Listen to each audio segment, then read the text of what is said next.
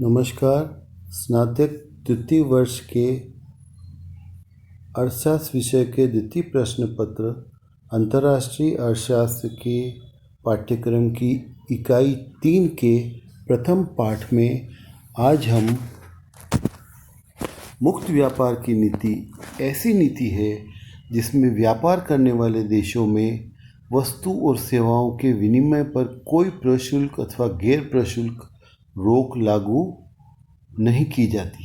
ऐसी नीति में एक देश उन वस्तुओं की खरीद और उपभोग कर सकता है जिन्हें वह या तो बिल्कुल पैदा नहीं कर सकता या केवल एक ऊंची लागत पर पैदा कर सकता है। इसी प्रकार वह देश बाजारों में बिना किसी नियंत्रण या रुकावट के उन वस्तुओं और सेवाओं की बिक्री कर सकता है जिसके उत्पादन में उससे तुलनात्मक लागत लाभ प्राप्त होता है।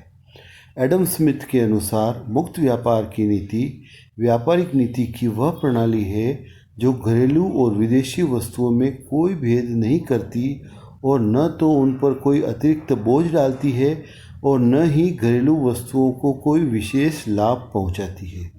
मुक्त व्यापार इस प्रकार गैर भेदभावपूर्ण या नॉन डिस्क्रिमिनेटरी व्यापार नीति है जो वस्तुओं और सेवाओं के मुक्त अंतर्राष्ट्रीय चलन पर कोई कृत्रिम अवरोध उत्पन्न नहीं करती।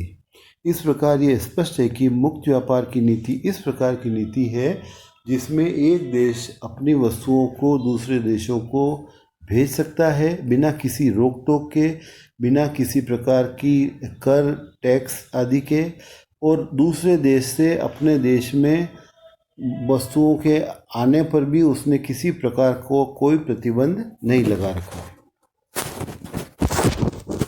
मुक्त व्यापार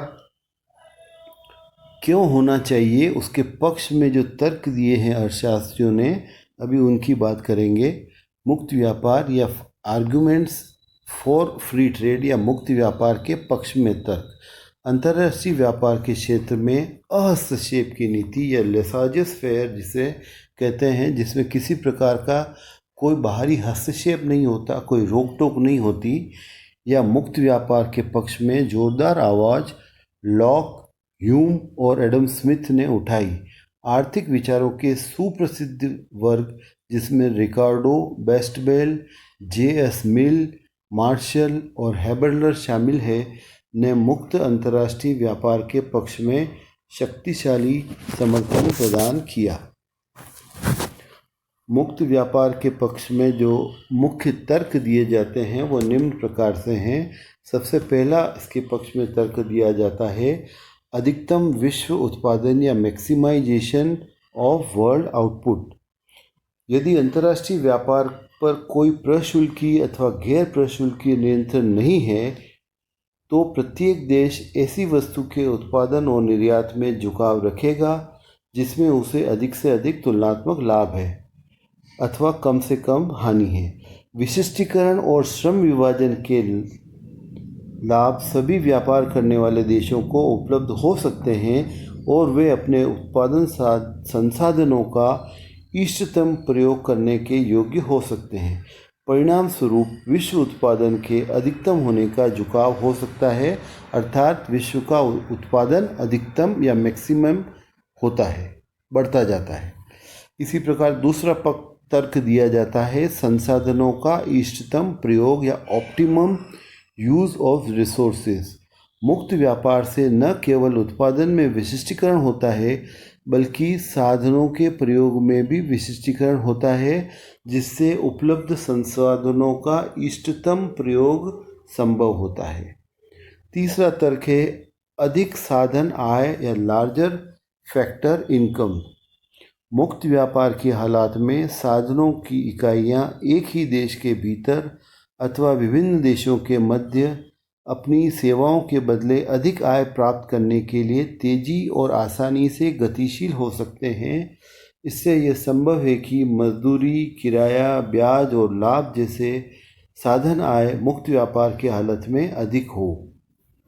चौथा तर्क दिया जाता है उपभोग को इष्टतम करना या ऑप्टिमाइजेशन ऑफ कंजम्पशन।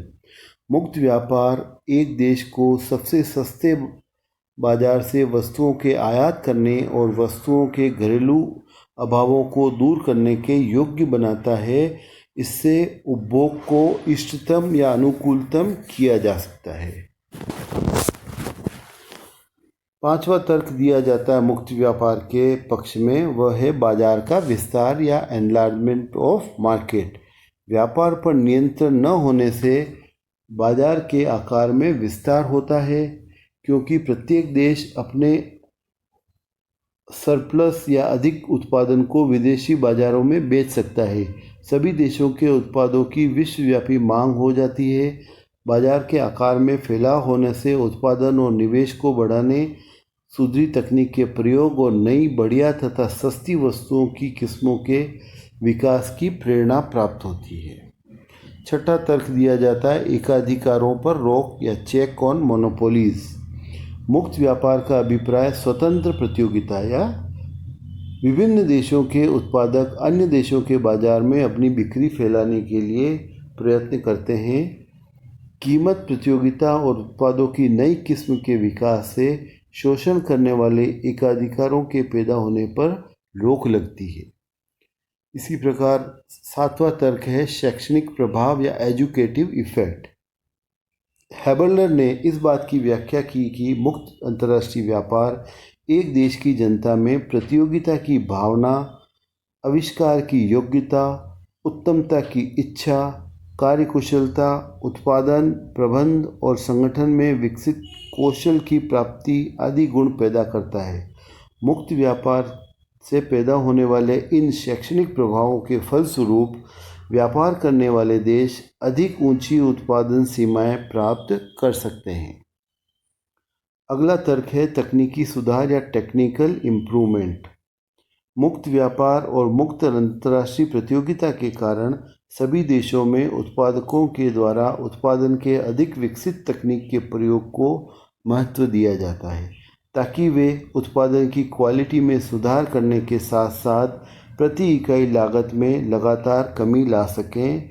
इससे वे अन्य प्रतियोगियों पर अपने लागत लाभ को बनाए रख सकेंगे। अगला तर्क है परिवहन और संचार साधनों का विकास या development of means of transport and communication. मुक्त व्यापार के अंतर्गत सभी देशों में उत्पादन साधनों और उत्पादों की गतिशीलता को बढ़ाने के प्रयत्न किए जाते हैं। इसके कारण या इसके द्वारा परिवहन और संचार माध्यमों का विकास होता है। अगला तर्क है अधिक अंतर्राष्ट्रीय सहयोग या ग्रेटर इंटरनेशनल कॉपरेशन। मुक्त व्यापार के फलस्वरूप प्रत्येक देश अन्य देशों के साथ व्यापार की मात्रा को अधिक से अधिक करना चाहता है। वह न केवल एक दूसरे के उत्पादों पर प्रशुल्क और गैर प्रशुल्क नियंत्रणों के प्रयोग से बचता है, अपितु व्यापार और अंतर्राष्ट्रीय निवेश के विस्तार के लिए आर्थिक सहयोग के द्विपक्षीय यानी बायलैटरल और बहुपक्षीय या मल्टीलैटरल समझौते भी करता है। इस प्रकार अंतर्राष्ट्रीय सहयोग बढ़ता है। अगला बिंदु है तीव्र विकास या एक्सेलरेटेड डेवलपमेंट। हैबरलर ने विकासशील देशों में आर्थिक विकास की प्रक्रिया में तेजी लाने के लिए मुक्त व्यापार पर बहुत बल दिया। उनके अनुसार मुक्त व्यापार कई ढंग से विकास की प्रक्रिया में योगदान करता है। पहला, वह कच्चे माल और पूंजी वस्तुओं के अप्रतिबंधित आयात की आज्ञा देता है। वह औद्योगिक विस्तार में महत्वपूर्ण भूमिका निभाता है।